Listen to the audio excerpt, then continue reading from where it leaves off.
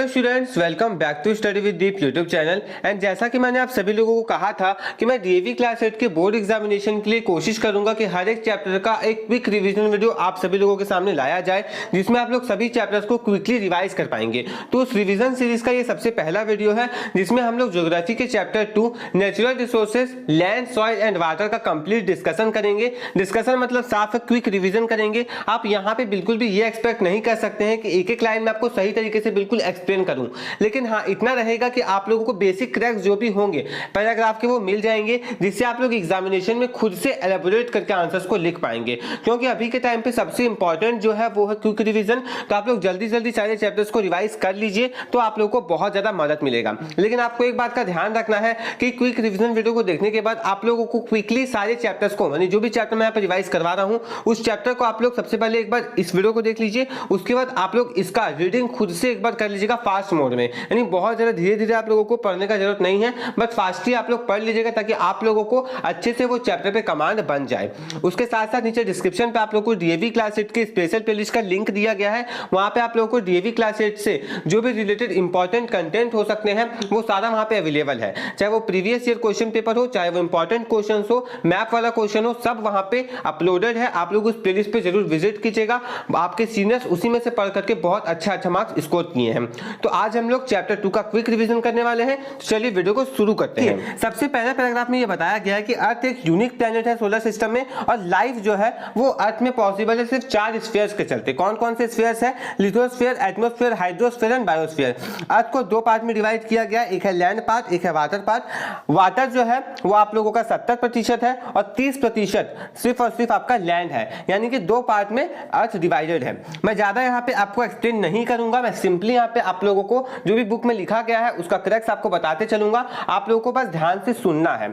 अब आइए land resources. देखिए हम लोग जिस पे पूरी तरह से काम कर पाते हैं, जो हमारे कंट्रोल में होता है, वो सिर्फ और सिर्फ लैंड होता है। हम लोग लैंड को किस किस चीजों में यूज करते हैं? क्रॉप्स को ग्रो करने में, हाउस को बिल्ड करने में, रोड्स को कंस्ट्रक्ट करने में, रेलवे ट्रैक्स बिछाने में, और भी बहुत सारी चीजों में, इंडस्ट्री जैसा बैठाने के लिए हम लोग रोड्स का, लैंड का यूज करते हैं। उसके बाद लिथोस्फीयर में जो है लूज मटेरियल होता है, जिसको हम लोग सॉइल कहते हैं। सबसे ऊपरी परत जो होता है किसी भी लिथोस्फीयर वाले पार्ट में, उसको ये एक कॉम्बिनेशन होता है ऑर्गेनिक और इनऑर्गेनिक मैटर का। जो ऑर्गेनिक कंपोनेंट्स होते हैं ना, उसमें जानवर के जो भी सड़े गले पार्ट होते हैं, जैसे कि कोई जानवर मर गया तो उसका जो भी हिस्सा सड़ता है, गलता है, वो जमीन में ही गलता है, सड़ता है, तो उसका जो पार्ट है उसी से सॉइल जो है वो बनता है। इसी को हम लोग बोलते हैं ह्यूमस। तो टॉप लेयर होता है वो सबसे इनरिच्ड होता है, उसी को ह्यूमस कहा जाता है। तो एग्जामिनेशन में व्हाट इज ह्यूमस करके डायरेक्टली क्वेश्चन आ सकता है, 1 या 2 मार्क में। 1 मार्क का ऐसा कोई क्वेश्चन नहीं, 2 मार्क में आ सकता है। तो आप लोगों को इसी टाइप के क्वेश्चन को पकड़ना कि कौन सा चीज क्या है, इसलिए ध्यान से सुनिएगा आप लोग सारी चीजों को।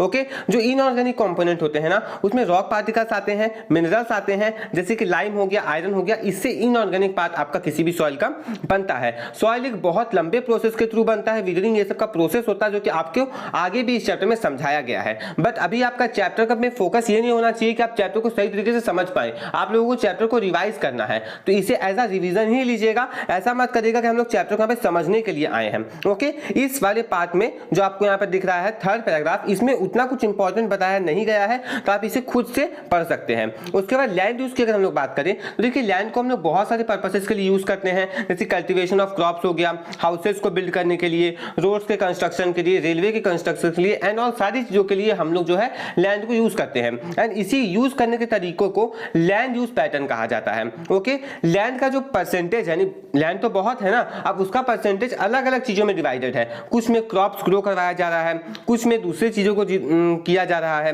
ओके, अलग अलग जगह पे अलग अलग यूटिलाइजेशन ऑफ लैंड हो रहा है। और जो लैंड है ना, वो बहुत सारे फैक्टर्स से इन्फ्लुएंस्ड होता है, जैसे कि सॉइल कैसा है, क्लाइमेटिक कंडीशंस कैसे हैं। कहीं भी तो देखिए डेवलपमेंट होता है तो बहुत सारी चीजों पे वो चीज डिपेंड करता है। उनमें सबसे बड़ा रोल किसका होता है? तो लैंड का होता है।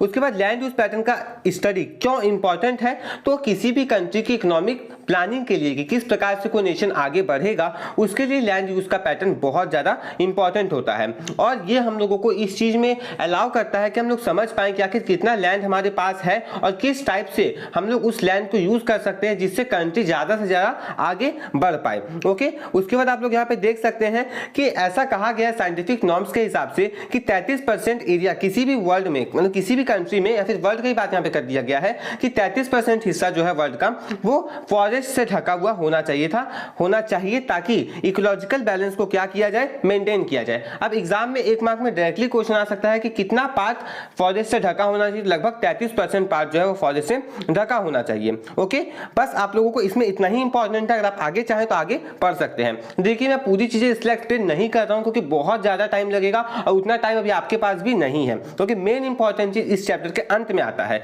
ये सब लिखा हुआ है बस पढ़ने के लिए। उसके बाद आप लोग देख सकते हैं कि अर्थ में जो लैंड का एबिलिटी है वो लिमिटेड है। जैसे कि आपने शुरू में ही देखा 30% लैंड है और 70% पानी है, उस हिसाब से ये चीज कहा गया है। अब देखिए हम आते हैं सॉइल रिसोर्सेज के ऊपर। तो अर्थ का जो बहुत बड़ा हिस्सा है ना वो ढका हुआ है सॉइल से। अगर हम एक रिसोर्स के तौर पर देखें तो सॉइल बहुत ज्यादा इंपॉर्टेंट है। रीजन आप सभी जानते हैं, पेड़ पौधे उसी में उगते हैं, फार्मर्स भी सॉइल पर डिपेंडेंट है। अगर कोई सॉइल इनफर्टाइल होगा तो उसमें हम लोग कुछ उगा नहीं सकते हैं, और अगर उगा नहीं पाएंगे तो हम लोग कुछ खा नहीं पाएंगे सही तरीके से। ओके, और आगे यहाँ पे बताया गया है कि मेन जो चीज डिपेंडेंट होता है ना वो फर्टिलिटी ऑफ द सॉइल पे डिपेंडेंट होता है। यानी अगर सॉइल इनफर्टाइल होगा तो फिर किसी काम का नहीं रहेगा सॉइल, लेकिन अगर सॉइल फर्टाइल है तो सॉइल बहुत काम का और सभी के काम में वो सॉइल जो है वो आने वाला है। उसके साथ साथ ये भी कहा गया है कि एनिमल्स भी कहीं ना कहीं सॉइल पर ही डिपेंडेंट होते हैं अपने बेसिक नीड्स को पूरा करने के लिए। ओके, उसके बाद यहाँ पे समझाया गया आपको फैक्टर्स अफेक्टिंग सॉइल फॉर्मेशन। ये बहुत इंपॉर्टेंट है, 3 से 4 मार्क्स में या 5 मार्क्स में ये सवाल बिल्कुल आ सकता है आपके एग्जामिनेशन में। देखिए अब सॉइल का फॉर्मेशन जो है वो सबसे पहले पेरेंट रॉक पे डिपेंड करता है, एक ऐसा ओरिजिनल रॉक जिससे सॉइल फॉर्म हुआ है विदरिंग प्रोसेस से। यानी देखिए सॉइल कैसे फॉर्म होता है, बड़े बड़े पत्थर टूटते जाते हैं फिर सॉइल का फॉर्मेशन होते चला जाता है। उसी हिसाब से कहा गया कि पेरेंट रॉक से सॉइल का फॉर्मेशन होना, ये पहला फैक्टर है। दूसरा फैक्टर है टोपोग्राफी। अब टोपोग्राफी कैसे डिपेंड करता है वो समझिए। जो भी वेरिएशंस होते हैं जैसे कि माउंटेन्स हो गया, प्लेट्यूज हो गया, प्लेन्स हो गया, ये सब जो है सॉइल के फॉर्मेशन को अफेक्ट करते हैं कि कहां पे कितना मोटा सॉइल कवर होगा। कैसे, ध्यान से समझिए। एक नदी है, अगर एक नदी है वहां पर सॉइल इकट्ठा है, नदी पार होगा तो सॉइल को लेकर के जाएगा तो वहां पर थिकनेस कम होगा, लेकिन जहां पर नदी उस पानी को छोड़ेगा, जहां पर से नदी कटेगा वहां पर सॉइल इकट्ठा होना शुरू होगा। वहां पर सॉइल इकट्ठा होगा तो एक जगह से दूसरी जगह क्या हुआ, जहां पर पहले मोटा सॉइल था वहां से अब पतला हो गया और जहां पे पतला था वहां मोटा हो गया। तो इस प्रकार से आप लोगों का टोपोग्राफी, माउंटेन्स, रिवर, सब चीज जो है वो सॉइल के फॉर्मेशन को अफेक्ट करते हैं। यहाँ पर एग्जाम्पल के थ्रू आपके पास समझाया गया है, इसे आप लोग खुद से पढ़िएगा, कुछ चीज आप खुद भी करें, लेकिन मैं आपको मोटा मोटा सारा चीज यहाँ पे रिवाइज करवा दूंगा। उसके बाद क्लाइमेटिक फैक्टर्स को आप लोग यहाँ पर देख सकते हैं कि टेम्परेचर किस टाइप का है, किसी एरिया का रेनफॉल वहां पर कितना होता है, ये सारी चीजें भी सॉइल के फॉर्मेशन को अफेक्ट करती है। सिमिलर वे में आपको एग्जामिनेशन में अगर ये सवाल आता है तो आपको इसी हिसाब से सारी चीजें समझा कर लिखनी होगी। और मैंने आपको सैंपल पेपर वाले वीडियो में भी बताया था कि किस प्रकार का आंसर देने पे आपको कितना मार्क्स मिलेगा, तो आप लोग वो वीडियो जाकर के जरूर देखिएगा। उसके बाद यहाँ पे वेजिटेशन कवर को समझाया गया है। ओके, वेजिटेशन कवर में क्या कहा गया है कि जैसे जैसे क्रैक्स में प्लांट्स ग्रो करते हैं ना तो क्रैक्स बड़ा होने लगता है, क्रैक्स वाइडन होने लगता है। इसके चलते क्या होता है कि क्रैक जो होता है, जो भी रॉक होता है वो डिसइंटीग्रेट कर जाता है छोटे छोटे रॉक्स में, यानी बड़ा रॉक छोटे छोटे रॉक्स में क्या कर जाता है, डिसइंटीग्रेट कर जाता है, जिससे सॉइल का फॉर्मेशन सही तरीके से हो पाता है। टाइम जो है वो सॉइल को मैच्योरिटी देता है, नहीं समय के साथ सॉइल जो है वो ज्यादा ज्यादा मैच्योर होता है, फर्टाइल होता है। जैसे जैसे उसमें डेड ऑर्गेनिक मैटर डेवलप करते हैं, मरते हैं, सड़ते गलते हैं, तो वहां पर से सॉइल जो है वो डेवलप करता है, उसमें ह्यूमस रिच सॉइल वो बन पाता है। और फर्टाइल सॉइल बहुत ही ज्यादा इंपॉर्टेंट है एग्रीकल्चर के लिए। अब इस पॉइंट में ना आपको सॉइल का पूरा इंपॉर्टेंस बताया गया है इस पैराग्राफ में, ध्यान से सुनिए। ये फूड सिक्योरिटी को मेंटेन करता है, लेकिन ये देखा गया है कि जैसे जैसे आगे समय जा रहा है ना वैसे सॉइल इरोजन हो रहा है। तो सॉइल इरोजन से क्या होता है कि टॉप लेयर जो सॉइल का था, जो ह्यूमस वाला लेयर था, वो वहां से गायब हो जाता है। उससे क्या होता है कि सॉइल फर्टिलिटी अपना खो देता है, सॉइल ज्यादा फर्टाइल नहीं रह पाता है, और जब फर्टाइल नहीं रह पाता है तो वहां पर लोग अपने जो भी नीड होते हैं उसको पूरा नहीं कर पाते हैं और उस जगह से लोग डिस्प्लेस हो जाते हैं। इसका रीजन क्या है? नेचुरल एजेंट्स के थ्रू, नेचुरल एजेंट्स के साथ साथ डिफोरेस्टेशन इसका एक बहुत बड़ा रीजन है। नेचुरल एजेंट्स का यहाँ पे आपको नाम बताया गया है, वो आप लोग यहाँ पे पढ़ लेंगे। अब आते हैं सॉइल कंजर्वेशन के ऊपर। सॉइल कंजर्वेशन का मतलब साफ है कि सॉइल को इरोड होने से, सॉइल को बर्बाद होने से बचाना, यही सॉइल कंजर्वेशन कहलाता है। इसमें कौन कौन सी चीजें मदद कर सकती है? जैसे कि एफोरेस्टेशन हो गया, ज्यादा से ज्यादा हम लोग पेड़ लगाएं, जानवरों का ओवरग्रेज करना। कई बार जानवर क्या करते हैं, जब उन्हें खुला हम लोग खेत में छोड़ देते हैं तो बहुत ज्यादा वो ओवरग्रेज कर जाते हैं, घास को खाते हैं, घास को खाने से सॉइल वहां पर से उखड़ उखड़ के बाहर आ जाता है, बाद में वो विंड के थ्रू एक जगह से दूसरी जगह डिस्प्लेस कर जाता है, तो उसके चलते भी सॉइल इरोजन होता है, उसको रोक सकते हैं, ओवरग्रेजिंग को रोकना चाहिए। उसके बाद हम लोग डिफोरेस्टेशन को बिल्कुल रोकने की कोशिश करें, या फिर अगर डिफोरेस्टेशन कर रहे हैं तो उसी मात्रा में हम लोग पेड़ लगाएं। उसके बाद फ्लड्स को अवॉइड करना, क्योंकि फ्लड्स के चलते क्या होता है कि सॉइल एक जगह जो इकट्ठा होता है वो बाढ़ के पानी के साथ बह जाता है एक जगह से दूसरी जगह, तो वहां पर भी सॉइल इरोजन होता है। उसके बाद हम लोग टेरेस फार्मिंग और कॉन्ट्रैक्ट प्लगिंग कर सकते हैं। 4 से 5 पॉइंट्स आपको बिल्कुल यहाँ पर याद होने चाहिए, जिसका आप लोगों को एग्जामिनेशन में हेल्प मिलेगा। उसके बाद वाटर रिसोर्सेज की अगर बात करें तो वाटर जो है अर्थ में सबसे प्रीशियस रिसोर्स है। अर्थ को वाटरी प्लेनेट भी कहा जाता है, क्योंकि 70% अर्थ का जो सरफेस है वो वाटर से ढका हुआ है, लेकिन फिर भी 97% पानी हमारे काम का नहीं है। 3% पानी ही हमारे काम में आता है, ओके, वही फ्रेश वाटर है। और उस फ्रेश वाटर में भी हम लोग ये नहीं कह सकते कि पूरा का पूरा काम का ही है। 3% फ्रेश वाटर है, बट उसमें भी क्या है कि रिवर्स ये समय जो अवेलेबल है, जो हम लोग यूज करते हैं, वो 0.32% ही है। बाकी जो 2% है, 0.68% है, वो ग्राउंड वाटर में है। कहीं कहीं ग्राउंड वाटर को यूज किया जाता है, बट बहुत जगह ग्राउंड वाटर भी यूज नहीं किया जाता है, इसलिए ऐसा कहा गया है। आगे आप लोग देख सकते हैं कि फ्रेश वाटर का जो मेन सोर्स है वो रेनफॉल है। रेनफॉल जो है, रेनफॉल होता है, रेन वाटर कॉन्टिन्यूसली जो है वो नेचर में रिसाइकल होते हैं एवापोरेशन प्रोसेस के थ्रू, जो कि आप बचपन में भी पढ़े होंगे। यहाँ पर आपको डायग्राम के थ्रू समझाया गया है। अब बहुत सारे स्टूडेंट इस चीज को लेकर कंफ्यूज होते हैं, क्या डायग्राम आएगा? बिल्कुल नहीं, डायग्राम ये सब बोर्ड एग्जामिनेशन में नहीं पूछा जाता, खासकर डीएवी क्लास 8 के बोर्ड एग्जामिनेशन में। अब यहाँ पे आप लोगों को ना लेस रेनफॉल हाई रेनफॉल का ग्राफ दिया गया है, ध्यान रखिएगा इस ग्राफ को, क्योंकि मैप वर्क का भी सवाल आपका इस चैप्टर से बोला गया है आपके सिलेबस में। और अगर आप नहीं जानते कि सिलेबस में कौन कौन सा मैप वर्क वाला पार्ट बोला गया है, तो मैंने आपके साथ सिलेबस भी डिस्कस कर दिया, आप लोग सिलेबस को भी जाकर के जरूर देख लीजिएगा। उसके बाद हम लोग यहाँ पर देखते हैं pollution of water, high rainfall low rainfall का जो एरिया है, यहाँ पे आप लोग अच्छे से पढ़ लीजिएगा, क्योंकि एग्जामिनेशन में आ सकता है। पॉल्यूशन ऑफ वाटर, साफ तौर पर आप समझ सकते हैं कि पॉल्यूशन ऑफ वाटर क्या होता है, यानी कि अर्बन वेस्ट और इंडस्ट्रियल वेस्ट के थ्रू वाटर का पॉल्यूट होना, उसी को हम लोग पॉल्यूशन ऑफ वाटर कहते हैं। उसके साथ साथ अगर पॉल्यूटेड वाटर कोई कंज्यूम कर लेता है तो बहुत अलग अलग तरह की बीमारियां से हो सकती है, कोलेरा हो सकता है, और भी बहुत सारी यहाँ पर टाइफाइड, जॉन्डिस, ये सब बीमारियां आपको दिए गए हैं। इसे आप लोग ध्यान रखिएगा, सवाल में पूछा जा सकता है, बट ये सब उतने इंपॉर्टेंट नहीं है। Main important conservation of water कैसे कर सकते हैं, वो सब इंपॉर्टेंट होता है, इसलिए आगे ध्यान से सुनिएगा। एक मल्टीपर्पज रिवर वैली प्रोजेक्ट, इस पर एक बार सवाल आया था, बहुत अच्छा सवाल आया था, इसे आप लोग ध्यान से पढ़ लीजिए एक बार, क्योंकि क्वेश्चन रिपीट होते हैं। मल्टीपर्पज रिवर वैली प्रोजेक्ट को डेवलप किया गया था पूरे वर्ल्ड में, ताकि वाटर को, पानी को सही तरीके से यूटिलाइज किया जा सके। ये जो प्रोजेक्ट्स है ना, ये बहुत सारे ऑब्जेक्टिव्स को एक ही बार में मिनिमाइज करते हैं, फिर उसमें हम लोग बोल सकते हैं कि बहुत सारे ऑब्जेक्टिव्स में एक ही बार में ये काम आते हैं, ओके। मल्टीपर्पज रिवर वैली में क्या होता है, सीरीज ऑफ डैम्स को कंस्ट्रक्ट किया जाता है एक रिवर के अक्रॉस, ताकि पानी को स्टोर किया जा सके। और ये जो पानी है ना, ये वेस्ट करने के लिए स्टोर नहीं किया जाता है, ये पानी को इरिगेशन में, हाइड्रो इलेक्ट्रिसिटी को जनरेट करने में, उन सारी कामों में इसको यूज किया जाता है। और साथ ही साथ डैम बनाने से फ्लड कंट्रोल भी बहुत ज्यादा होता है। दामोदर वैली, दामोदर डीवीसी, जो दामोदर रिवर वैली प्रोजेक्ट, ये भी इसमें बहुत ज्यादा अच्छा है।